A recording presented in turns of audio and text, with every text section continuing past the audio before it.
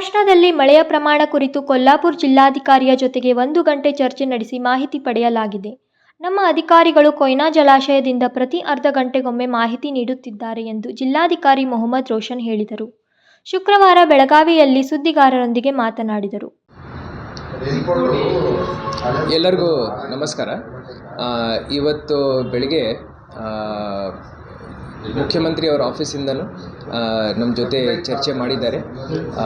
ಹಾಗೂ MD KBJNL ಸಾಹೇಬರು ಹಾಗೂ ರಶ್ಮಿ ಮಹೇಶ್ ಮೇಡಮು ಹಾಗೂ ವಾಟರ್ ರಿಸೋರ್ಸಸ್ ಅಪರ ಮುಖ್ಯ ಕಾರ್ಯದರ್ಶಿಗಳು ಗೌರವ್ ಗುಪ್ತಾ ಸಾಹೇಬರು ಹಾಗೂ ಜಿಲ್ಲಾ ಉಸ್ತುವಾರಿ ಮಂತ್ರಿಗಳು ನಮ್ಮೆಲ್ಲರ ಜೊತೆ ಇವತ್ತು ಬೆಳಿಗ್ಗೆ ಒಂದು ಅರ್ಧ ತಾಸು ಚರ್ಚೆ ಮಾಡಿ ಮಹಾರಾಷ್ಟ್ರದಲ್ಲಿ ಏನು ಈಗ ಸಿಚುವೇಶನ್ ಇದೆ ಅದರ ಬಗ್ಗೆ ನಮ್ಮಿಂದ ಮಾಹಿತಿ ತಗೊಂಡಿದ್ದಾರೆ. ಮಹಾರಾಷ್ಟ್ರದಲ್ಲಿ ಕೋಲ್ಹಾಪುರ ಜಿಲ್ಲಾಧಿಕಾರಿ ಅವರ ಜೊತೆ ನಾನು ಬೆಳಿಗ್ಗೆ 1 ತಾಸು ಮಾತಾಡಿದ್ದೀನಿ.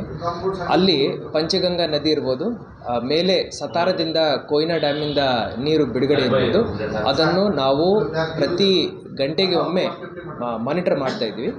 ಸದ್ಯಕ್ಕೆ ನಮ್ಮ ರಾಜಪುರ ಬ್ಯಾರೇಜಿಂದ ಸರಿಸುಮಾರು 1,80,000 ಕ್ಯೂಸೆಕ್ ನೀರು ನಮ್ಮ ಜಿಲ್ಲೆ ಒಳಗಡೆ ಬರ್ತಾ ಇದೆ.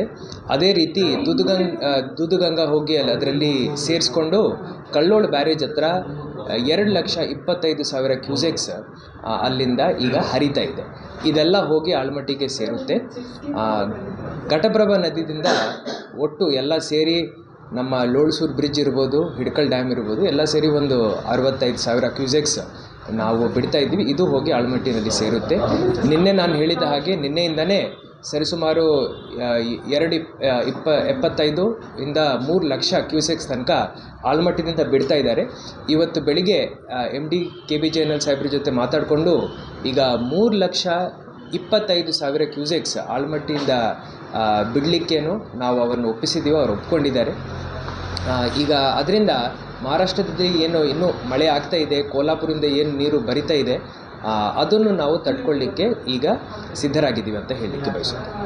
ಸರಿ, ವಿಶೇಷ ಅಧಿಕಾರಿಗಳನ್ನ ನೇಮಕ ಮಾಡ್ತೀವಿ. ಈಗ ಆಲ್ರೆಡಿ ಎಲ್ಲ ಕಡೆ ಪ್ರತಿ ತಾಲೂಕಿನಲ್ಲಿ ನೋಡಲ್ ಆಫೀಸರ್ಸ್ನು ನಾವು ಮಳೆಯ ಸಮಸ್ಯೆಯನ್ನು ಆಲಿಸಲು ಪ್ರತಿ ತಾಲೂಕಿನಲ್ಲಿ ನೋಡಲ್ ಆಫೀಸರ್ ಅಧಿಕಾರಿಯನ್ನು ನೇಮಕ ಮಾಡಲಾಗಿದೆ. ಪ್ರವಾಹದ ಹೆಲ್ಪ್ಲೈನ್ ಸಹ ಮಾಡಲಾಗಿದೆ.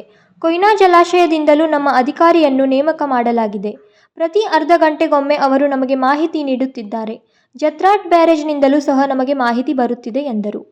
ರಾಜಶೇಖರ್ ಹಿರೇಮಠ್, KMM ಕನ್ನಡ, ಬೆಳಗಾವಿ.